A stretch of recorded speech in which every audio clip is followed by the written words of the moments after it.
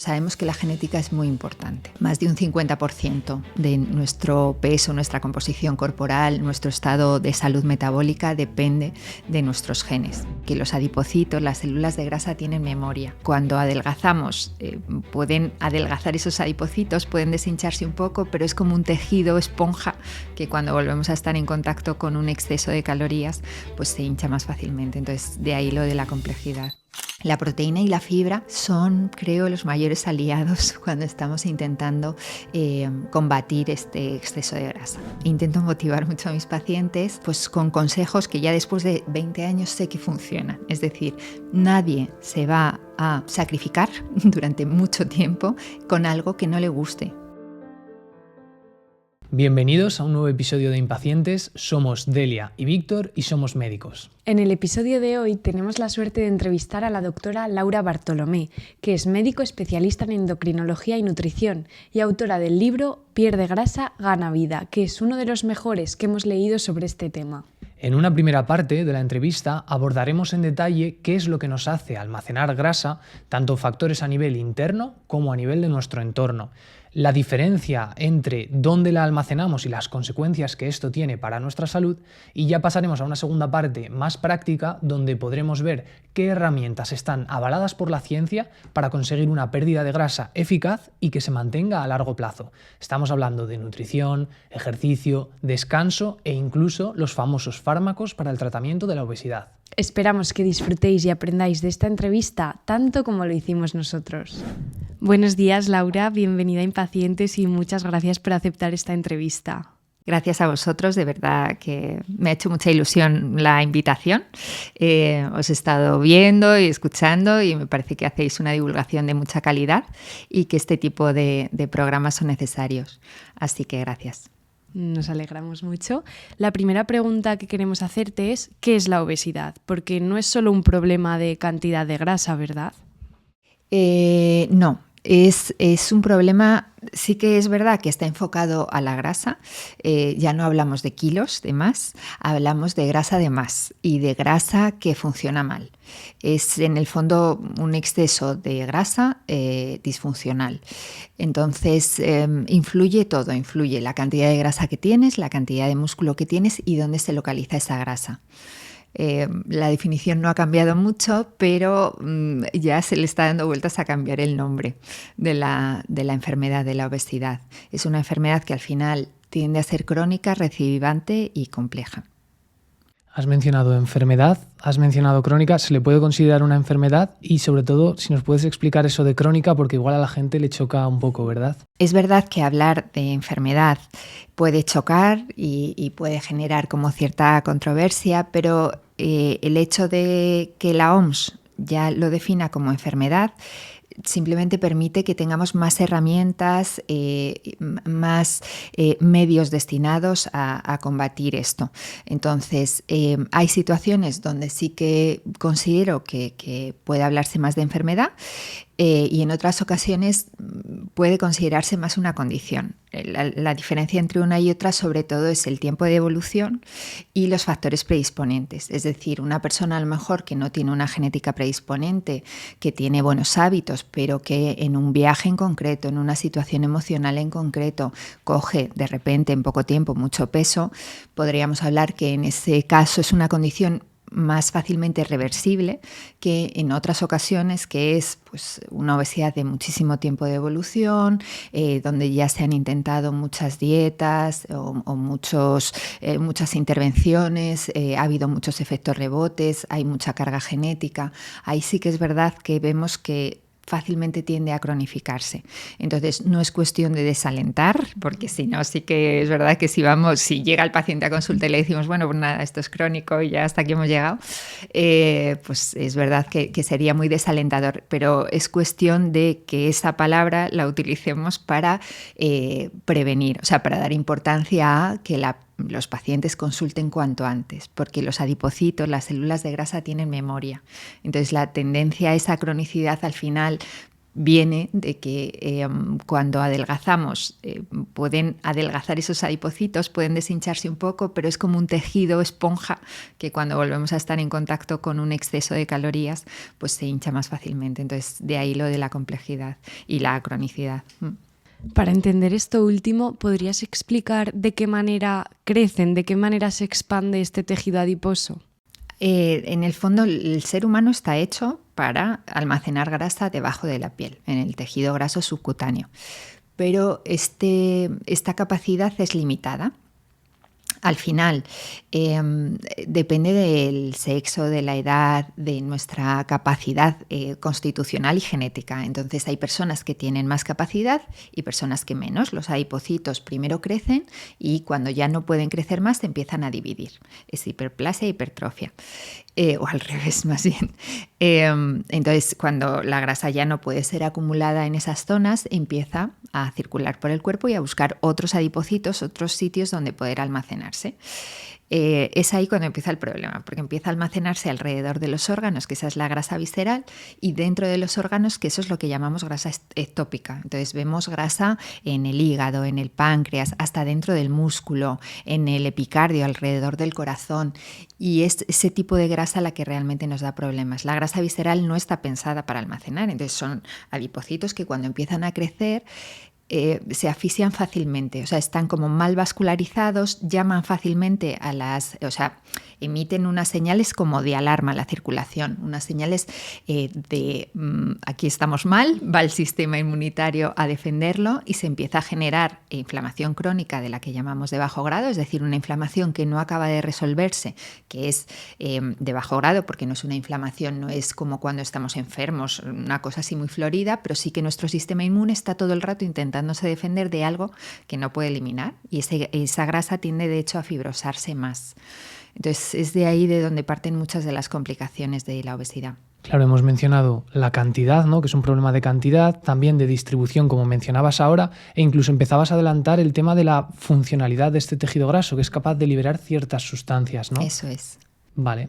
Sí, los adipocitos, bueno, esto es algo que se está estudiando mucho ahora. Los adipocitos generan unas sustancias que son las adipoquinas, también ahora sabemos que el músculo genera las mioquinas, todo el organismo está comunicado por diferentes sustancias que hace que los órganos hablen entre ellos, incluso la grasa. Entonces, dentro de las adipoquinas, pues la grasa, por ejemplo, manda señales de saciedad, con la leptina que se produce en la grasa. Hay adipoquinas, entre comillas, más favorables y otras, como la adiponectina, y otras pues, que nos perjudicarían más porque son más inflamatorias. Y ahora que conocemos un poco esta enfermedad, ¿podríamos hablar de las cifras de obesidad que tenemos hoy en día? ¿Podemos hablar de una pandemia de obesidad? Ya estamos hablando de un cuarto de la población. Entonces, un cuarto, de hecho, utilizando la definición que estábamos utilizando hasta ahora, que no es buena, que es el índice de masa corporal, que al final es una relación entre el peso y la talla. Utilizando esa relación, se usa como punto de corte un IMC de 30, pues con eso es con lo que se hacen los estudios poblacionales y sabemos que, ya digo, que esta cifra es alta. Y aún así no estamos contando con sobrepesos o con pesos que son normales, entre comillas, en cuanto a que el índice de masa corporal, la relación del peso con la talla es buena, pero el paciente tiene una composición corporal donde hay un porcentaje de grasa elevado y un porcentaje de músculo bajo, y sabemos que eso también se asocia con complicaciones. Entonces, si sumamos sobrepeso con complicaciones metabólicas o alto porcentaje de grasa y bajo de músculo y los pacientes que cumplen los antiguos criterios de obesidad, el porcentaje sube. No tengo la cifra exacta porque no está, porque es difícil, porque ahora es cuando hemos empezado a estudiar estos porcentajes de grasa y músculo con las impedanciometrías, pero no es un método que esté muy extendido. Pero sí, son cifras muy altas. Como dices, tradicionalmente se venía diagnosticando la obesidad con el IMC, teniendo en cuenta un poco la relación entre nuestra talla o altura y nuestro peso, pero estamos viendo que eso quizá, como comentabas, no es la mejor forma. ¿De qué forma estamos empezando a diagnosticar la obesidad teniendo en cuenta ya no solo eso, sino pues composición corporal y todo esto.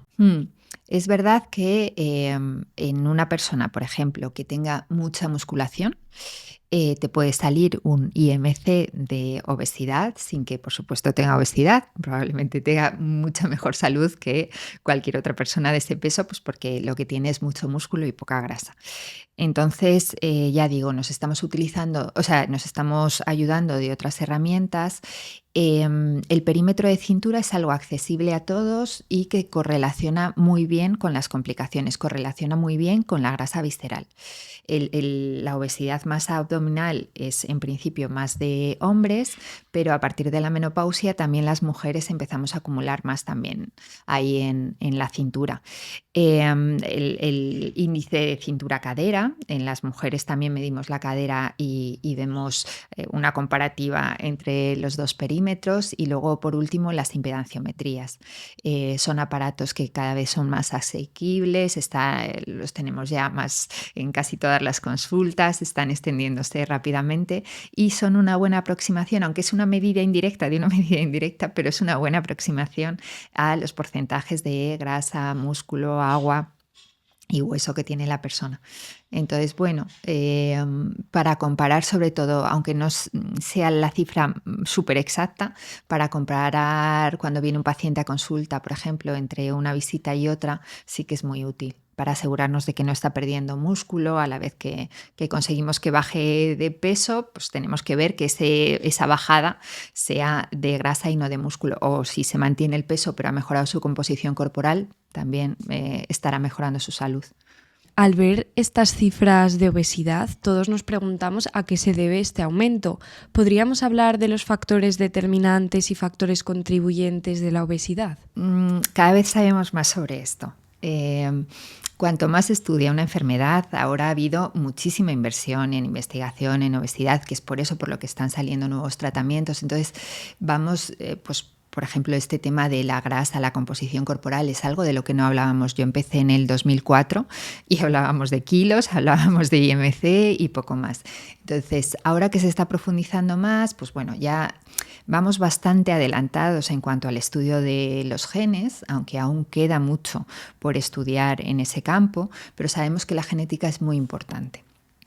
Más de un 50% de nuestro peso, nuestra composición corporal, nuestro estado de salud metabólica depende de nuestros genes. Nuestros genes al final son las cartas que nos han tocado, con eso tenemos que jugar, y tampoco está mal, no es un determinante contra el que no se pueda luchar, pero sí que es verdad que dándole la importancia que tiene se quitan muchos estigmas. O sea, no se puede ser culpabilizador con algo que nacemos con ello. Los genes determinan cuánto gasta un cuerpo de energía en vivir. O sea, hasta cuando estamos dormidos hay personas que gastan mucho, personas que gastan muy poco. Determinan el apetito, que luego hablaremos de eso porque el apetito es muy, muy complejo, influyen un montón de hormonas, de neurotransmisores, influyen muchas cosas y nuestros genes determinan parte de este apetito. Y nuestros genes han cambiado un poco desde las cavernas. Entonces, en el fondo, el medio ha cambiado un montón. Nuestros genes no tanto, y no estamos hechos, o sea, es como que nuestros genes se llevan mal con nuestro actual ambiente. Estamos ahora rodeados cada vez más de comida pues más ultraprocesada, como sabéis. De esto ya no me quiero entretener porque sé que habláis un montón en vuestros episodios. Entonces, bueno, pues comida con mucha cantidad de azúcar oculto que no sabemos qué está. Yo que sé, las salsas, pues la gente se sorprende que las salsas tengan mucha cantidad de azúcar y lo tienen, o el pan de sándwich, cosas así que inunda nuestras casas. Y esto ha sido en pocos años. En la época de mis abuelos, yo soy de Salamanca, de un pueblo de Salamanca, se comía muy, muy diferente. Era un tipo de comida muy de cuchara, el tipo de trabajo era muy diferente en esa zona. De hecho, era un trabajo muy físico. Entonces, nuestros trabajos han cambiado. Todo se ha ido enfocando al exceso de calorías y al sedentarismo. Si eso lo juntas con unos genes no muy favorables, pues el resultado es esta pandemia que estamos teniendo. Claro, en tu libro, en este apartado de factores determinantes y contribuyentes, mencionas un montón de factores, que claro, nos podríamos pegar un montón de rato, pero la idea que se quede la gente es que es algo multifactorial. Influyen muchísimas cosas y más en la obesidad se suele simplificar y reducir en exceso, ¿no? En redes sociales hoy en día. Sí, o sea, una de las cosas que tenemos que hacer los endocrinos cuando viene el paciente a consulta es descartar que se deba a algo que tenga tratamiento, que sea reversible. Es decir, una enfermedad, el Cushing, por ejemplo, es rarísimo, pero ahora está como muy de moda, todo el mundo hablamos del Cushing, del cortisol. Bueno, es una de esas enfermedades que influyen. Lo más frecuente son otro tipo de enfermedades, más ovario poliquístico, resistencia a la insulina, que también hablo en el libro, el hipotiroidismo algo influye, aunque no es tan determinante como se cree así en general. En cuanto al tiroides y el peso no tiene una relación tan fuerte como con otras condiciones. La menopausia, por ejemplo, sí que es un antes y un después en el metabolismo de la mujer. Entonces, todo ese tipo de cosas las tenemos que ver y desde luego no se puede tratar a un paciente sin conocer las causas que están influyendo en él. La parte psicológica en muchos de nuestros pacientes es importantísima. Hay pacientes que, pues tienen una mala relación con la comida y eso hay que tratarlo. O hábitos de vida, el sueño, me parece el hábito base. Y es algo de lo que yo misma, llevo unos 20 años de endocrino. Hace 5 años yo no preguntaba por el sueño. De hecho, este tipo de cosas me he ido formando tras la especialidad, porque no se nos explicaban los ritmos circadianos, el descanso, la gestión del estrés. Una persona que no duerme es muy difícil que vaya a mejorar. O sea, si estamos hablando de dieta, alguien que no duerme y que su trabajo es sedentarísimo y que come a deshoras, pues es que estamos poniendo el tejado antes de los ladrillos de la casa. Has mencionado el estigma de la obesidad y este es un terreno un poco, ¿cómo decirlo? Porque estigmatizar no ayuda, ¿no? Y culpabilizar hace mucho más mal que bien, como explicas muy bien en tu libro. Y claro, luego está esa otra parte de como médicos tenemos cierta responsabilidad de avisar de los problemas asociados, que también mencionas en tu libro. Entonces es como que estás ahí entre los dos terrenos. ¿Cómo gestionas tú esto? ¿Cómo lo explicarías para que la gente lo entienda? A ver, no tiene nada que ver la divulgación sobre la grasa mal distribuida, la grasa que funciona mal, que es realmente el problema del que estamos hablando, con una cuestión estética. Tú puedes estar perfecto, de hecho no puedo estar más de acuerdo con que cada uno nos aceptemos tal y como somos. Hay personas que son de constitución un poco más ancha, un poco menos ancha, con más tendencia a coger peso, con menos. Lo importante es que estés sano. Entonces, estigmatizar por los kilos o no kilos que tenga una persona, desde luego, hace que esto se haya llevado a los extremos. Por un lado, el extremo de hablar o decir que la obesidad no es un problema o no es una enfermedad o no se asocia a ningún tipo de consecuencia. Ya sabemos que se asocia con más de 200 enfermedades. El riesgo de determinados tipos de cáncer es mucho más alto si hay obesidad. Y luego el otro extremo de hablar con mensajes así muy simplistas de que han hecho muchísimo daño, de menos plato y más zapato, cosas así de, lo que tienen que hacer es dieta. Entonces, hay gente, la mayor parte de mis pacientes, diría yo, comen muchísimas veces menos que yo. O sea, que no solo es comer menos, es comer mejor, no solo es moverse más, es hacer un ejercicio pautado que sirva para mejorar nuestro músculo, nuestra composición corporal. Es decir, que ni siquiera los médicos, yo cuanto más estudio, más me doy cuenta de todo lo que me queda por saber y todo lo que me queda por estudiar. Entonces, y me dedico a esto. Entonces, que haya esos mensajes tan simplistas o culpabilizadores es que no ayuda a nadie y lo único que hace es eso, es crear extremos y luchas cuando no debiera de haberlo.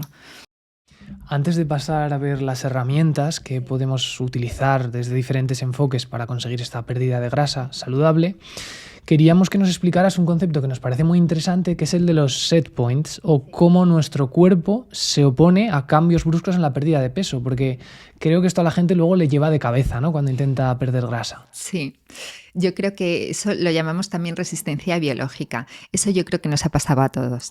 O sea, los pacientes a veces me dicen, yo es que hago lo mismo que hacía hace, yo qué sé, 5 años para quitarme unos kilillos, que a lo mejor me quitaba el pan y la cerveza y yo ya con eso bajaba 5 kilos. Y ahora lo hago y no lo noto. Y es verdad que nuestro cuerpo lo que quiere es sobrevivir.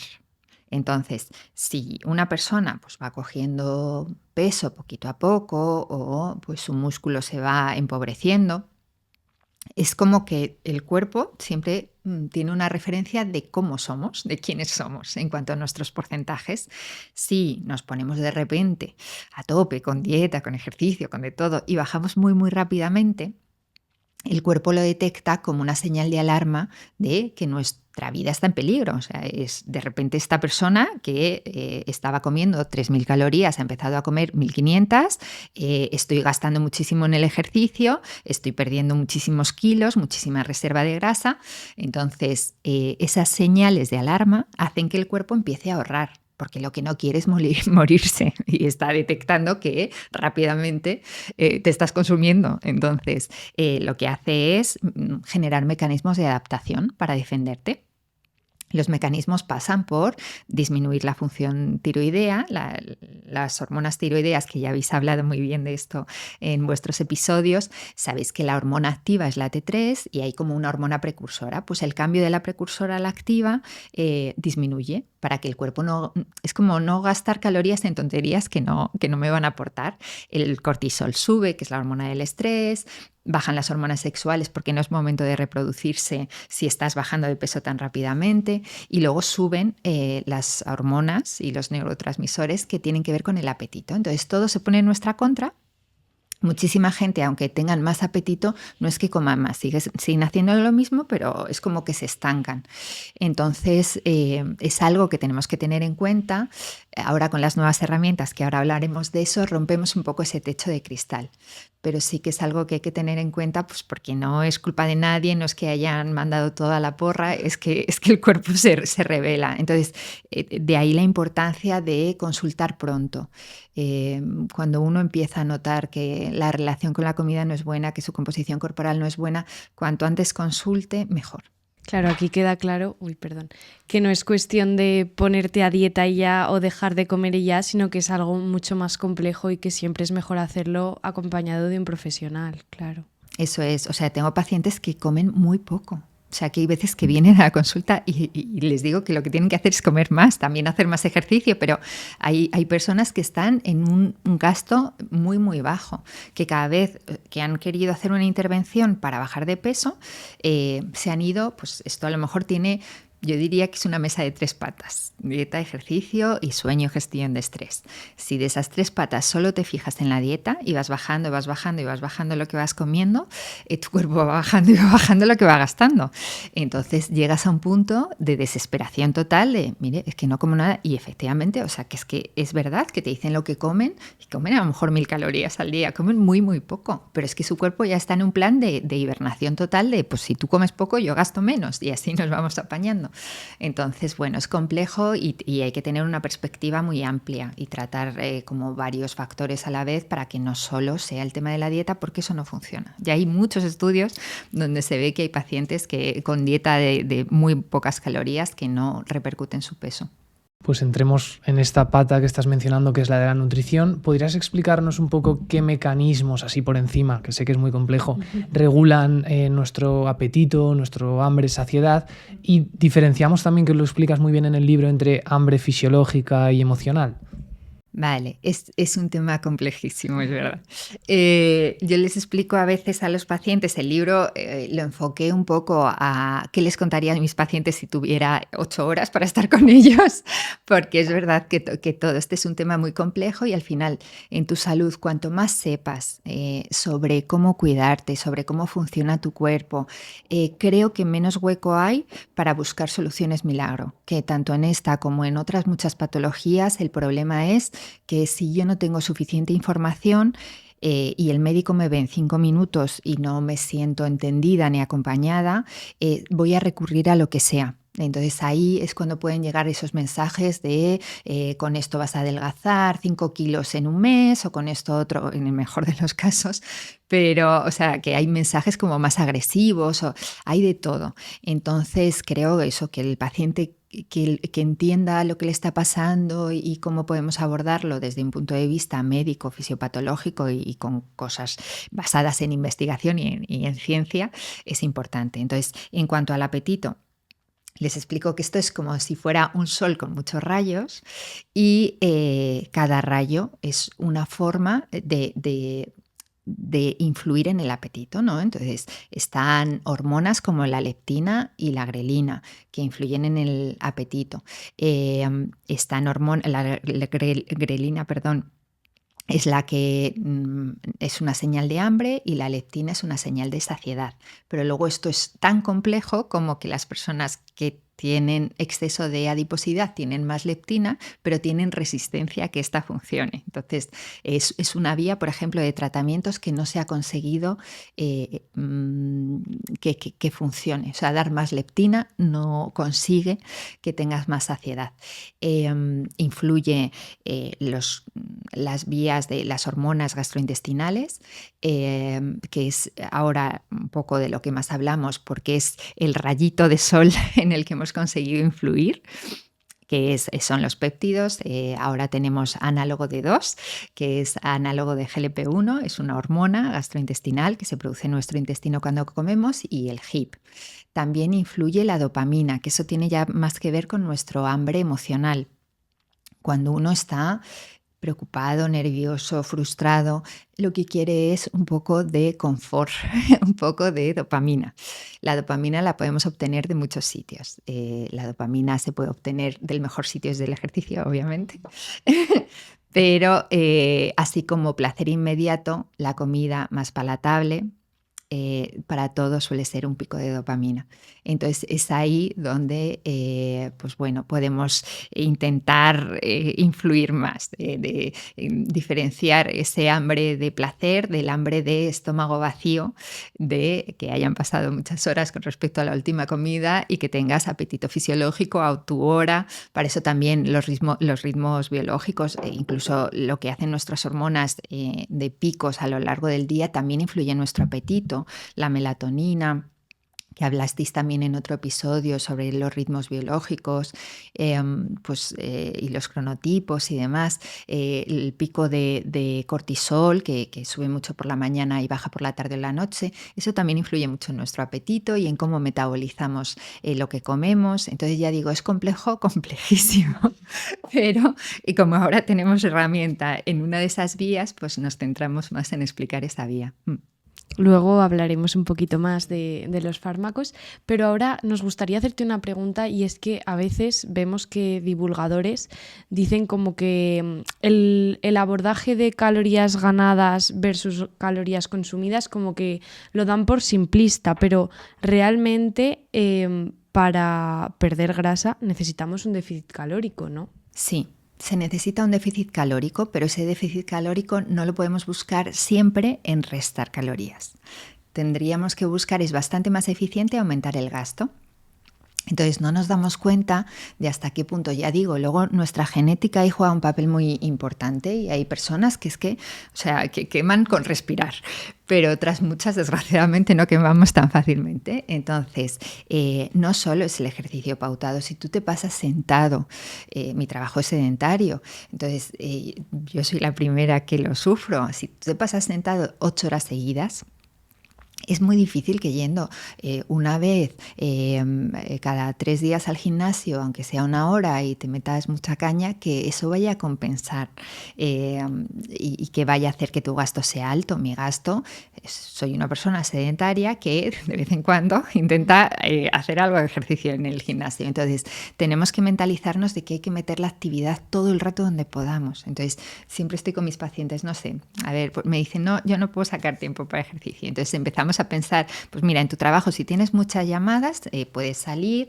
si teletrabajas, que ahora ya muchos hacemos algunos días de teletrabajo, pues puedes salir en el edificio y hacer las llamadas subiendo y bajando escaleras. Los escritorios elevables también son muy buena herramienta. Pones debajo una cinta o una bici y cuando tú tienes que escuchar y no tienes que hablar, pues puedes estar andando o haciendo la bici. Puedes hacer pausas, lo que llamamos los snacks de ejercicio, y ponerte alarma cada hora y media o así. Y haces algo pequeño, haces unas sentadillas, una barra de dominada, mi marido tiene ahí en el cuarto. Entonces, bueno, pues puedes hacer algunas cosillas que te sacan de ese sedentarismo, te activan, mejoran tu circulación, probablemente también mejoren tu concentración después de haberlo hecho. Entonces ya, o sea, no es solo centrarse en eso, en comer menos, sino en aumentar lo que llamamos el NEAT, la actividad física que no corresponde al ejercicio, aparte de, por supuesto, el ejercicio. Para conseguir ese déficit calórico me ha gustado mucho tu respuesta porque es un enfoque que no mucha gente suele caer, que puedes aumentar esa parte del gasto, no solo reducir. Pero bueno, el enfoque tradicional siempre ha sido eso, contar calorías y reducir calorías. Y bueno, a la vista está las estadísticas de lo difícil que ha sido perder peso, perder grasa con este enfoque. A nosotros nos gusta mucho más el enfoque de, en vez de tanto en la cantidad, en las calorías, en la calidad. Porque ya tenemos unos sistemas complejísimos que hemos mencionado un poquito que regulan nuestro apetito. Y entonces si nosotros no le damos productos que interfieran con estos mecanismos normales y comemos bien, comemos alimentos de calidad, todo funcionará correctamente para que perdamos, ¿no? Es un enfoque un poquito diferente también. El tema es que importa la cantidad. Es decir, tú puedes comer sanísimo. Puedes comer pues por la mañana tu aguacate, a lo mejor tu huevo revuelto, un poquito de tosta de pan integral. Pero si es mucha cantidad y no está adecuado a tu gasto ni a tu genética, pues quizás no sea la mejor manera. Entonces, dentro de colocar jerárquicamente, desde mi punto de vista, que esto seguro que hay mucha gente en contra, pero creo que jerárquicamente importa mucho la cantidad, luego la calidad y luego los horarios. Entonces yo intento trabajar en las tres cosas. Aclarar que nosotros estamos completamente de acuerdo con lo que dices en la jerarquía, el déficit calórico que preguntábamos al principio, fundamental, y luego simplemente decíamos eso, que para alcanzarlo, que muchas veces la gente está mal comiendo y poco y se quedan con mucho hambre, no lo sostienen, y entonces de ahí metíamos el enfoque de la calidad, pero vamos, exactamente como tú lo has... Bueno, y que siempre es mucho más fácil darte un atracón de patatas fritas, ¿no? O sea, que en un momento puntual todos lo hacemos y está bien, pero que si ya es un hábito de tu casa, si tienes unas patatas fritas delante, es más fácil que te hinches, que hagas un superávit que con unos garbanzos o con un brócoli. Entonces, ahí también, porque sí que es verdad que la gente que ya está concienciada, pues no hay que ser radicales y hay que comer de todo, pero es que también tenemos que pensar que muchas personas, esto forma parte de su rutina y de su carro de la compra, todas las patatas fritas, toda la bollería industrial. Es que hay gente que sigue comiendo así en su día a día. Entonces, claro, están las dos cosas y es muy difícil abordar estos temas, pero hay que dar a todos. Sí, y es verdad que me fijo en los carros de la compra mucho, en los carros de la compra de la gente. Y a mi hijo lo tengo súper entretenido con una aplicación que se llama Yuka, no sé si la conocéis, es gratuita y escaneas como el código de barras del alimento y te pone pues por código de colores. No hay nada perfecto, pero esto es una buena aproximación, ¿no? Entonces, verde, naranja y rojo. Rojo es no lo compres, y naranja lo podemos discutir, en determinados momentos se puede comprar. Entonces, pues yo que sé, dentro del pan tostado. ¿Hay un pan tostado perfecto? Pues quizás no, pero si comparas con esa aplicación, pues te salen el que tiene más sal, menos sal, no tienes que ver el etiquetado y tal. Entonces, bueno, pues vamos a la compra, le tengo entretenido al niño de escógeme el mejor pan que haya integral. Pues ya está, pues escogemos. O dentro de los paquetes, pues todo lo que tiene código de barras lo puedes valorar. Entonces, bueno.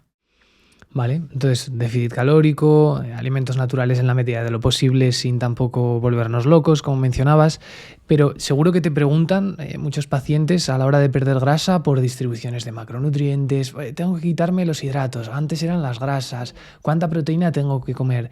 En este sentido, ¿qué nos puedes decir? ¿Cómo podemos repartir un poco estos macronutrientes u otros nutrientes para fomentar un poquito la saciedad y que nos sea más fácil ese déficit calórico?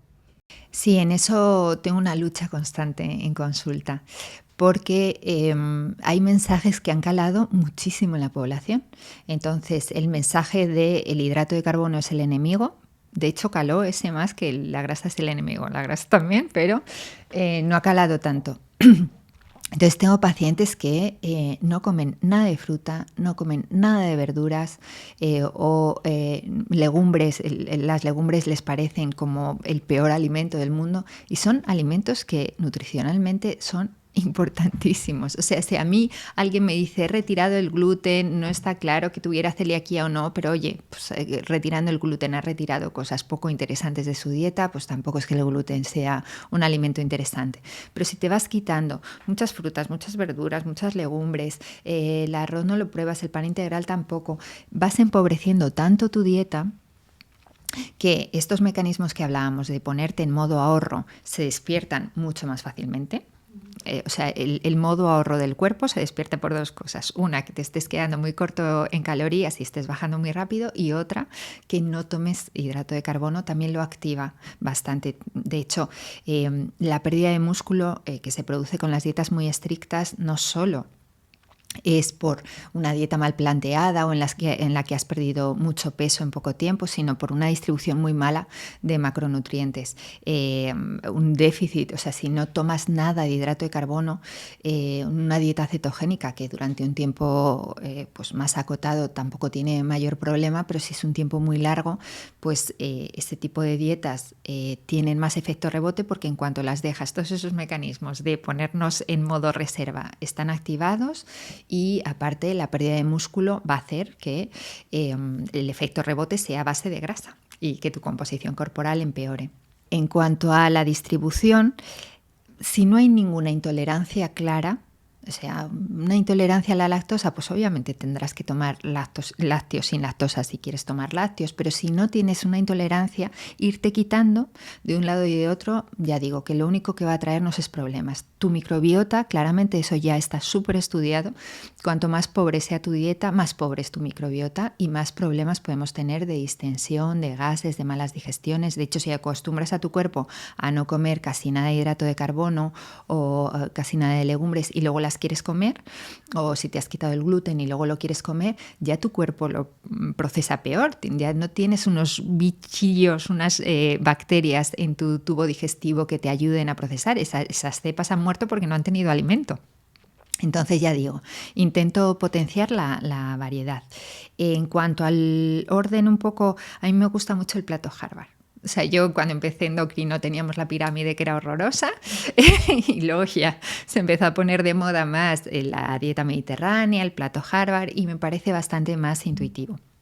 El decir a los pacientes más o menos la mitad de lo que estás tomando en cada una de las comidas tiene que ser fruta, verdura, hortalizas, un cuarto proteína y el último cuarto hidrato de carbono de absorción lenta si puede ser, hidrato de carbono lo más saludable posible. Eso en desayuno, comida y cena. Lo que más nos cuesta desde mi punto de vista es la proteína, por ejemplo, en el desayuno. Casi nadie mete proteína ahí. La proteína y la fibra son, creo, los mayores aliados cuando estamos intentando combatir este exceso de grasa. Entonces, son saciantes, la proteína es estructural, se necesita para pues que minimicemos la pérdida de músculo cuando estamos bajando kilos. Entonces, yo siempre les propongo pensar en qué fuente de proteína vas a comer. Carne, pescado, huevo, frutos secos, las legumbres son mitad proteína y mitad hidrato, con lo cual con una verdura te hacen el plato completo. Fuentes vegetales tipo tofu es una buena proteína, la proteína de los lácteos. Entonces tú piensas en qué proteína vas a tomar, de qué verdura lo vas a acompañar, o fruta, a lo mejor por la mañana pega más la fruta. Sí. Y lo último, el hidrato de carbono de absorción lenta. ¿Qué hidratos de carbono de absorción lenta? Pues bueno, pan integral, de avena, de centeno, de trigo sarraceno, pues eso siempre va a hacer, tenemos que evitar los picazos de azúcar, picazo de insulina, porque eso, la subida y luego la bajada da un hambre, es otro de los rayitos de sol, que lo que el cuerpo quiere siempre es estar estable. Si tú le has puesto, aunque no seas diabético, en 5 minutos, en 140 y luego empieza a detectar que vas bajando, aunque no tengas una hipoglucemia, tú lo vives como tal. Entonces te da de repente un hambre. Entonces eso, intentamos evitar los picos, con lo cual ese hidrato iría a lo último. Y si ese hidrato tiene fibra, pues mejor que mejor. Ya digo, tu pan integral, los tubérculos, la patata, la yuca, que a mí la yuca, por ejemplo, me encanta, aunque es más difícil de hacer. El arroz, de hecho, si el arroz y la patata lo cueces el día previo, lo dejas enfriar y lo vuelves a calentar al día siguiente, tiene más almidón resistente, es muy buen probiótico, es decir, alimento de tus bacterias, pero no vas a hacer un picazo tan grande. Entonces, todo eso está bien. Un poquito de pasta como acompañamiento con tu carne y tu verdura, pues es un plato completo y no es ningún pecado, que es que hay gente que hace años que no toma nada de pasta. El tema es que el hidrato de carbono tiene que estar muy asociado a la actividad física. Entonces, si un día vas a estar tumbado en la cama todo el día, pues a lo mejor puedes tomar más proteína y verdura y ahorrarte un poquito más del hidrato. Que estás activo, que es un día normal, pues a lo mejor un cuarto. Que vas a hacer un ejercicio más extenuante, vas a salir en bici y te apetece ese día tomarte un plato de pasta, pues te lo tomas, lo vas a gastar. Claro, me ha encantado la explicación, o sea, súper clara y quitando miedos a la gente y sobre todo, pues eso, que siempre haya un equilibrio en las cosas que hacemos. Me gustaría preguntarte, según tu experiencia clínica, ¿cuáles crees que son los principales errores que comete la gente a la hora de querer perder peso, que no lo consiguen? Bueno, quitando también un poco el tema genético que ya hemos comentado, pero bueno, eso que les hace no conseguir perder peso o luego ese famoso efecto rebote. Desde mi punto de vista, yo siempre ya veo, ahora que me fui a la privada, soy como de tercera consulta, ¿no? La gente va a su médico, a lo mejor al seguro y tal, y luego ya, pues si quieren otra opinión, ya llegan a mí. Y entonces veo a pacientes que han hecho muchísimos intentos y no siempre bien aconsejados. Entonces, lo que comentábamos antes, de repente una restricción súper drástica, tanto en calorías como en grupos de alimentos, y sin asociar, sin darle la importancia que tiene el ejercicio de fuerza y el ejercicio aeróbico, que luego si queréis hablamos, han perdido muchísima grasa, han perdido muchísimo músculo, casi más músculo que grasa. Entonces, ese tipo de intervenciones no es sostenible. Yo siempre busco con mis pacientes que lo que vayamos instaurando de horarios, de tipo de comida, de cantidades, sea algo saludable y sostenible, y que una vez que deje de acompañarles sea algo que tienda a mantener cierta inercia. Entonces, si tú haces una intervención que no hay por dónde cogerla, que no hay por dónde mantenerla, pierdes músculo, la dejas porque no hay otra forma, no hay forma de convivir con eso, y vuelves a comer, que de hecho ya digo, todos los mecanismos de apetito están hiperactivados. Entonces recuperas grasa comiendo, no recuperas músculo. Entonces tu composición corporal cada vez va siendo peor. Entonces, cuando yo los veo, de repente veo porcentajes de grasa de 50%, porcentajes de músculo de 19%. Y en gente que ha sufrido muchísimo. En gente que ha estado, o sea, que yo creo que las personas que no tienen una genética tan predisponente, una tendencia desde pequeños a coger peso, no saben lo difícil que es enfrentarse a, oye, pues es que estuve un mes comiendo, las dietas hay de lo más absurdas, o sea, hasta la del grupo sanguíneo y de todo he escuchado, ¿no? Entonces estuve un mes comiendo piña y patata. Pues oye, un mes que la pobre, o el pobre sufrió muchísimo, y que no sirvió para nada más que para empeorar. A corto plazo todo sirve, ¿vale? Pero a medio y largo plazo no. Entonces es ahí donde cada vez parten de una composición corporal peor. Entonces partes de peores cartas. Tu músculo es lo que te ayuda a quemar, tu grasa molesta, pero es metabólicamente bastante inerte. Entonces cada vez vamos partiendo de eso, de peores cartas.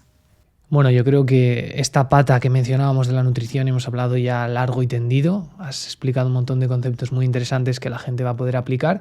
Toquemos ahora, si te parece, estás mencionando mucho el músculo, su importancia. Hablemos un poco más de esa pata, de la pata del ejercicio, el músculo. ¿Qué nos puedes decir al respecto? A ver, yo es verdad que como médico especialista en endocrinología tengo que reconocer que sobre esto me he formado después y nos estamos formando todos. Ya, pues ahora hay como mucho boom en el entorno de los endocrinos de formarnos en ecografía para ver el músculo y ver la grasa y medir y ver si el músculo está infiltrado o no, o sea, si es de mejor o peor calidad. Y eso, y en prescribir ejercicio, pero nunca vamos hasta a la altura de un profesional que haya dedicado su vida a un entrenador personal o un médico del deporte, o hay muchos profesionales que desde luego lo hacen mucho mejor que nosotros, que podemos ir a cursos, pero que no es nuestra, pues como nuestra fortaleza principal o nuestra formación principal. Yo creo que es importante que los médicos nos rodeemos de un equipo multidisciplinar. Entonces, yo para empezar a prescribir, pues puedo empezar a dar recomendaciones, pero si veo que es un caso, pues, o que tiene alguna comorbilidad o alguna lesión o lo que sea, siempre me ayudo de personas que sean especialistas en esto. Yo intento motivar mucho a mis pacientes pues con consejos que ya después de 20 años sé que funcionan. Es decir, nadie se va a sacrificar durante mucho tiempo con algo que no le guste. Puede ser que si te tiene que volver a ti a ver la cara en un mes y te tiene que dar explicaciones y tal, pues diga, mira, pues lo voy a hacer porque si no, la endocrino me va a decir que lo tendría que haber hecho. Pero no es algo que vaya a mantener. Entonces, siempre entre los dos buscamos, oye, ¿alguna vez te ha gustado algo? ¿Has tenido alguna época de tu vida en donde sí que te hayas enganchado? Hay gente que me dice, pues mira, es que yendo con mis amigas sí que me enganchaba para ir al gimnasio porque una tiraba de la otra, pero luego yo sola, pues no, pues a lo mejor hay que volver a reunir y hacer otro equipo otra vez, o a lo mejor lo tuyo es un entrenador personal, pues porque necesitas a alguien que te vaya acompañando. Otras personas odian el gimnasio. Oye, ahora hay 20.000 vídeos. Yo tengo ahí como siempre mi listado de opciones gratuitas, ¿no? Yo siempre tengo como las recomendaciones de mis pacientes para otros pacientes, ¿no? Entonces, a los pacientes, pues muchos me recomiendan perfiles de Instagram, o aplicaciones. Ahora en la tele, pues con diferentes aplicaciones tienes vídeos gratuitos y que están muy bien hechos. Entonces, para alguien que tiene una buena forma física, ya digo que no nos tenemos que poner a una prescripción de ejercicio un poquito más personalizada, pues siempre hay herramientas para empezar. Yo a todos les pido que se compren bandas elásticas abiertas y cerradas, unos lastres y unas pesas. Lo que pasa es que si no tienen un seguimiento, pues tendemos a hacer un número de repeticiones que no nos deje muy cansados, y eso no vale para mucho, o coger un peso que tampoco sea una resistencia para nuestro cuerpo y tampoco vale mucho. Pero bueno, yo la introducción de que es ejercicio de fuerza, que es moverse contra una resistencia, mover los músculos, o que es ejercicio aeróbico. El ejercicio de fuerza va a mejorar nuestra composición corporal, el ejercicio aeróbico va a estar más encaminado a quemar calorías, dependiendo de qué ejercicio aeróbico y qué intensidad, pues más o menos. Pero este tipo de conocimientos también tenerlos o transmitirlos ayuda, como dice Borja Bandera, empodera y al final hace que uno se vaya concienciando de lo importante que es. Y he de decir que hay veces que dejo de ver a un paciente porque ya está fenomenal y no necesita mucho más acompañamiento por mi parte, y a lo mejor le vuelvo a ver a los 3 años y muchísimos me dicen, oye, mira, pues en cuanto a hábitos he vuelto a caer en dormir más tarde, la cena la vuelvo a hacer más tarde, pero el ejercicio no lo he dejado. Entonces hay muchas veces que esa parte la consigo ya de forma al menos prolongada, no sé si para siempre o no, pero sí, una vez que uno prueba los beneficios del ejercicio ya es difícil que lo deje. Bueno, pues ya hemos hablado de nutrición, de ejercicio, pasamos a la tercera pata, esa de el estrés y la falta de sueño que tantos negligimos tantas veces. ¿Cuál es su importancia en la pérdida de grasa? Es muy importante. A ver, por ejemplo, asociándolo con el ejercicio, en el fondo, para hacer más fuerte un músculo, tú lo tienes que estresar, lo tienes como que inflamar, lo tienes que sobrecargar. Entonces, por la noche cuando duermes, en el sueño, que ya habéis hablado de esto y ya digo, no me quiero entretener mucho, tampoco es justo mi especialidad, pero bueno, he estudiado mucho porque me gusta mucho y porque lo veo súper importante. Entonces tenemos diferentes fases del sueño. Si no se hace un descanso adecuado, que para la mayor parte de la población son unas 7-8 horas, no producimos el pico que tenemos que producir de hormona de crecimiento. Esa hormona de crecimiento es la que nos va a hacer que nuestros músculos, nuestra piel se repare, y pues la capacidad y la posibilidad de hacernos más fuertes viene en parte de nuestro descanso nocturno. Hay veces que el problema, pues tengo pacientes que se han puesto y se han obsesionado con el tema del ejercicio y no descansan. Ahí tampoco está la solución. Entonces, lo que decíamos antes, la melatonina, el cortisol, son hormonas que están muy relacionadas con la resistencia a la insulina.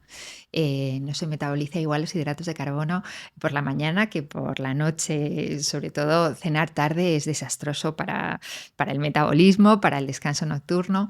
Entonces, eso, dejar que todas las hormonas sigan como sus picos y sus valles es lo mejor que podemos hacer para nuestro metabolismo. Empezar el descanso con hábitos de sueño, es decir, 2 horas antes de irte a la cama, manteniendo ciertos horarios más o menos estables, pues empezar a bajar luces, a evitar pantallas, a evitar estímulos así, pues que sean, pues yo ahora me he enganchado a una serie de miedo y estoy durmiendo fatal, creo que la voy a dejar para las vacaciones. Entonces, pues eso, cada uno tiene como su ritual, su infusión, su ducha calentita, lo que sea que vaya diciendo a tu cerebro que ya le va tocando dormir. Y pues eso, un par de horas antes ir haciendo todo lo que te ayude a que tus picos se vayan a producir lo mejor posible. Esa oscuridad va a ayudar a que tu melatonina haga que tu sueño sea pues más profundo y más reparador. Pues si te parece, creo que es el momento ya de empezar a hablar del tratamiento farmacológico para la obesidad.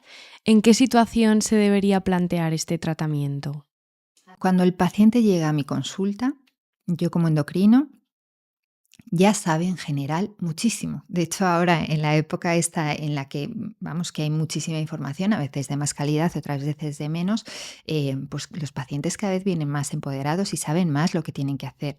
Pero el ser humano, aunque sepamos lo que tenemos que comer, no siempre vamos a hacerlo. Es como, sé que no tengo que fumar, pero no puedo evitarlo. O sea, una persona que tenga ese hábito, una persona que tenga el hábito, yo qué sé, de beber o cualquier otro hábito, no es que lo haga porque no sepa que ese hábito es malo. Es que lo hace porque no lo puede evitar, porque habrá X factores que haya hecho que se haya convertido en un hábito que no sea bueno. Entonces, cuando viene un paciente a mi consulta, en general siempre puedo hacer pequeñas modificaciones de cómo está haciendo las cosas, podemos tratar el tema del ejercicio, pero ya lo sabía antes de entrar por la puerta. O sea, hay muy poca gente, a lo mejor no sabe los detalles o a lo mejor no se lo han explicado de la manera más motivadora posible, pero la gente en general, antes de pasar por el umbral de la puerta, sabe que tiene que hacer ejercicio, no le estoy descubriendo un mundo nuevo, o sabe que no hay una dieta ideal, que ya estamos hartos de que nos vendan, esta es la dieta que va a solucionar todos los... Eso ya se lo saben. El tema es que no lo han podido implementar. O también tengo personas que, aun implementándolo, lo tienen muy difícil. Por una composición corporal, como decía, pues eso, de un 19% de músculo, un 50% de grasa, es que queman muy poco. Entonces, en esas situaciones donde sabes lo que tienes que hacer pero no lo puedes implementar, por ejemplo, en trastornos de la conducta alimentaria, el trastorno por atracón, ahí va fenomenal. Aquí hay mucha alteración del tema del apetito y ahí al final, pues eso que no acaban de seguir bien las recomendaciones por este tema, va súper bien. Y luego en pacientes que, a pesar de hacer las cosas bien, no consiguen resultados, la primera generación de fármacos que tuvimos trata sobre todo el apetito, pero la segunda trata el apetito y también activa un poquito el metabolismo. Entonces ya es algo que rompe ese techo de cristal de ponerse a ahorrar. O sea, ya es algo que de repente ya les saca ese círculo vicioso de desesperación de, mira, o sea, como menos que mis amigas o que mis amigos, me esfuerzo mucho más en levantarme a las 6 para ir a caminar y tal, y yo no lo consigo. Pues es muy buena herramienta. O sea, nosotros antes de tener estos fármacos, yo no me canso de decirlo porque hay que reconocer los fallos propios, en medicina la obesidad no le dábamos mucha importancia porque no teníamos mucho que ofrecer, porque fracasábamos casi siempre. Entonces, aunque trabajaras mucho con el paciente sobre hábitos, sobre ejercicio, sobre lo que fuera, al principio siempre conseguías algo, pero a los 2 años, en el 95% de los pacientes, que fue como una cifra que se me quedó ahí clavada, fracasábamos porque volvían a tener el mismo peso que la primera vez que te habían visto o incluso más. Entonces, antes solo teníamos dentro de los escalones que hay o dieta, o sea, bueno, dieta, ejercicio, los hábitos, que algo mejoraban, pero que ya digo que eran poco sostenibles y no eran suficientes en muchos casos, o la cirugía. Ahora tenemos el escalón del medio. Antes en ese escalón llegamos a utilizar de todo. O sea, hemos usado antidepresivos porque su efecto secundario era anorexígeno, es decir, que quitaban el apetito. Hemos usado de todas lo que os podáis imaginar. Bueno, se han usado, eso sí que yo, aunque ya soy mayor, no lo viví, aunque sea de mediana edad, no viví lo de las anfetaminas, pero se han mandado muchas anfetaminas y de hecho en algunos sitios del mundo se siguen prescribiendo anfetaminas. Entonces hemos pasado de esas locuras de mucho riesgo con poco beneficio a unos fármacos que nos ayudan en que el paciente, al final el éxito de estos fármacos es que ayudemos al paciente a adherirse a las recomendaciones nutricionales, a adherirse al ejercicio, a adherirse al sueño, a adherirse a todo, porque le ven más resultado y porque pues controlan muchísimo mejor todo el apetito y el resultado es mejor. Y ya digo, y esa inercia la tendemos a mantener. Y estos fármacos, a su vez, mientras que estamos haciendo esto, están súper ya demostrado que reducen el riesgo cardiovascular. Y hay un estudio de uno de ellos en 17.000 personas que reducía el riesgo en pacientes que ya habían tenido algún evento, un infarto, reducían un 30% ese riesgo. Ya la EMA va a probar en ficha técnica que mejoran el riñón, reducen muchísimo el riesgo de ictus, es decir, mejoran el metabolismo de la glucosa, que es algo, o sea, con estos fármacos se ha hecho una campaña negativa absurda. Nadie conoce o muy poca gente, su vertiente en cuanto a mejora de riesgo cardiovascular, baja el colesterol, baja la tensión.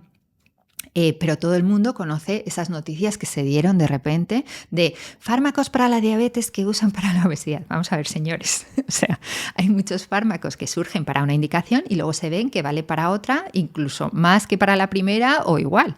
Estos fármacos mejoran, es como que optimizan la secreción de insulina para un nivel de glucosa, para un nivel de azúcar.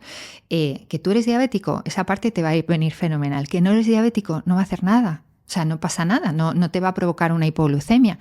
Muchos de mis pacientes con obesidad tienen resistencia a la insulina, pues en esa vía también les va a mejorar. Muchos de mis pacientes con obesidad tienen dislipemia, les va a mejorar. Bajan, sobre todo esta última generación que hemos tenido, muchísimo los triglicéridos.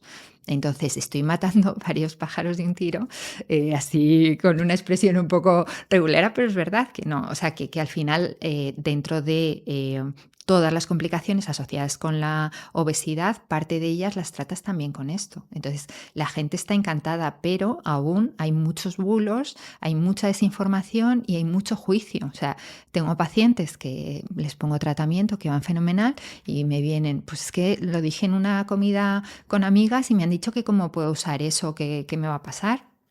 Entonces, ha habido, supongo que porque las noticias negativas se difunden mejor o porque, no lo sé, o porque a los seres humanos nos va lo malo y no lo bueno, no lo sé, pero de verdad estoy súper sorprendida de que todos los médicos estamos absolutamente encantados con tener ya al fin algo, después de muchísimas investigaciones, algo que va bien y que funciona y que estamos ayudando a nuestros pacientes, que se ha abierto un mundo nuevo de posibilidades y que lo único que llegue sean esos miedos infundados, absurdos. No, pues he ido a la farmacia y me han dicho que me puede dar una pancreatitis. Pero vamos a ver, las pancreatitis, o sea, que te lo digan con una estatina o que te lo digan con una estatina es para el colesterol o un fármaco para el dolor o un fármaco para orinar. No, de repente ahora estos fármacos, el riesgo de pancreatitis es muy similar al placebo. Y las pocas pancreatitis que se describen en los estudios son derivadas a hacer las cosas mal. Es decir, si tú usas este fármaco y dejas de comer o comes muy, muy poquitas grasas, tu bilis se puede espesar, pero con esta intervención, como haciendo el bobo o tras una cirugía bariátrica, si comes muy poco o muy poca grasa, tu bilis se estanca. Haces más piedras y tienes la mala suerte de que con una de esas piedras viaje por el conducto que hay común entre la vesícula y el páncreas, pues te puede dar una pancreatitis. Yo personalmente no he visto ninguna y primero lo usé fármacos de estas familias para diabetes y luego para obesidad. Entonces eso es como querer meter el miedo en el cuerpo. No sabemos muy bien por qué ni con qué intención, sinceramente. Creo que ya el hecho de que vaya habiendo más información y muchos pacientes ya tratados va haciendo que esto desaparezca, pero al principio era una locura.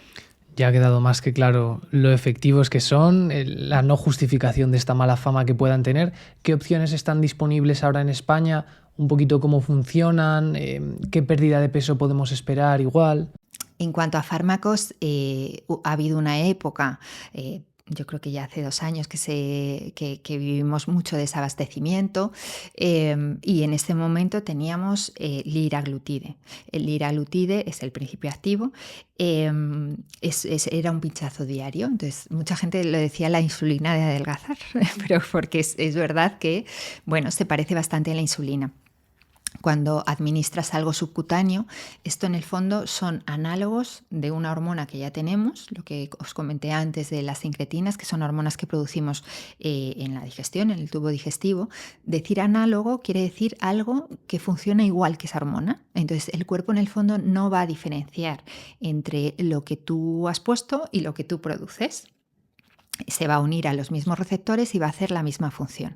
Entonces, en vez de tener esa hormona, esa función de GLP-1 cada vez que comemos con un pico, cuando tú te lo administras, el pico es mayor y se mantiene durante más tiempo. Simplemente esto es exagerar un efecto biológico de una de nuestras hormonas, que nos viene bien exagerar, porque dentro de sus funciones está la sensación de saciedad, es decir, ya está aquí, está bien lo que hemos comido. Depende de esto.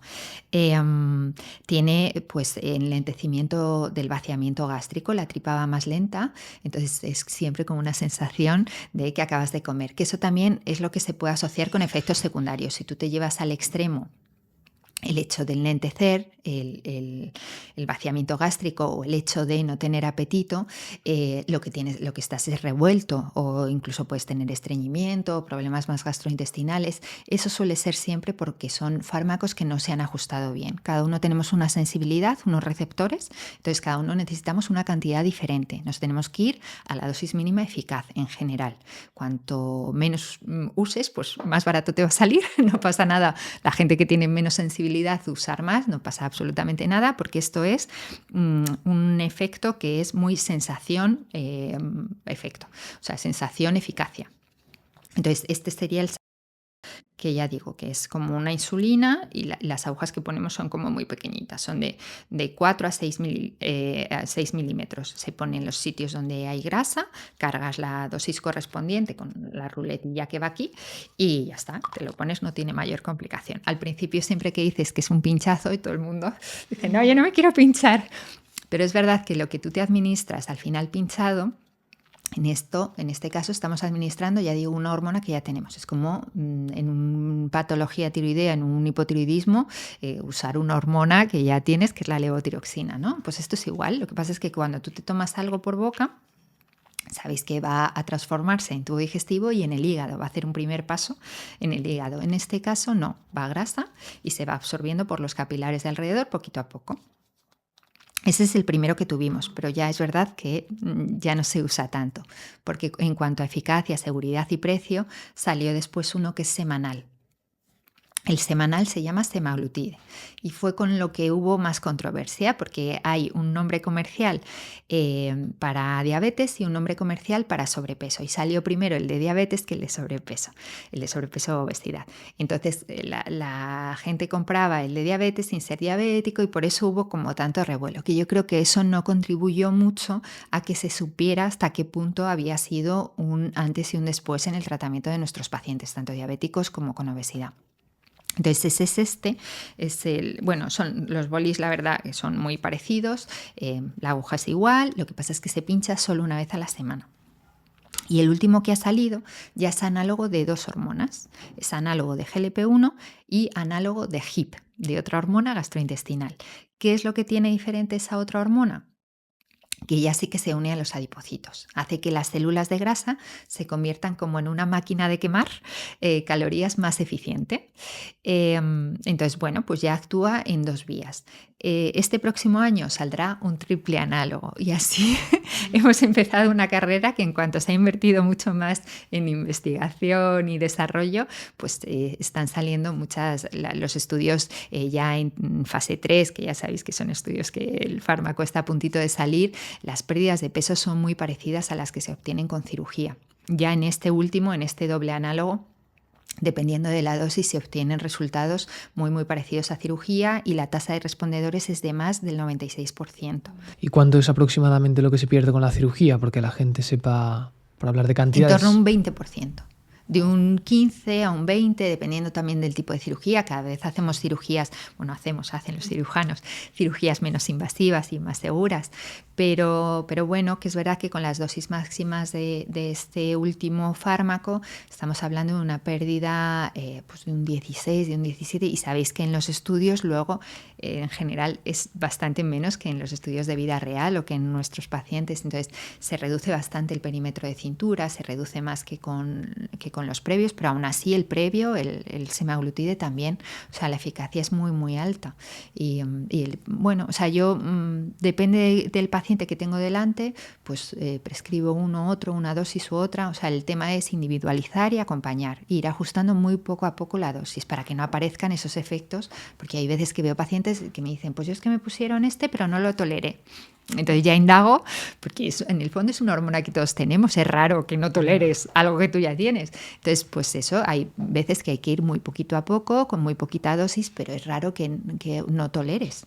Lo has mencionado antes y me parece importante remarcarlo, hablas de ello en el libro también, que estos fármacos puede que sean el empujón inicial que necesitaba también el paciente para adherirse a esta vida más saludable, ¿no? Porque seguro que, parte de la fama negativa que puedan tener es como son una sustitución de la vida sana o lo que sea, y no, y tú en el libro lo explicas muy bien, que son esa oportunidad, ¿verdad?, para adherirse. Sí, yo les digo a mis pacientes que vamos a usar este paraguas de oportunidad para cambiar muchas cosas. Otro de los temas que siempre hablamos en los congresos es cuánto tiempo mantener el fármaco. A ver, creo que el pronóstico y la duración de estos tratamientos dependen mucho de las causas que tenga el paciente de obesidad. Pues si influye más lo que hablamos siempre de la genética, pues hombre, si un paciente tiene muchísima predisposición genética, una evolución de la obesidad de muchísimos años, una gravedad en cuanto al exceso de grasa muy alta, pues quizás en esos casos los tratamientos tienen que ser más largos, o incluso hay veces que son de por vida, no pasa nada. O sea, son fármacos que están ensayados para que se pueda poner toda la vida, no pasa nada. Luego, si queréis, hablamos de si se genera o no más o menos tolerancia, pero es verdad que son fármacos eficaces y seguros para usar a largo plazo. Tengo pacientes que tienen mutaciones severas, que esas mutaciones, pues tengo algunos pacientes que no sienten saciedad debido a esa mutación, cero saciedad. Entonces, pues esto es una ayuda, y probablemente hasta que salga algo más específico para esa mutación, se lo mantendré toda la vida.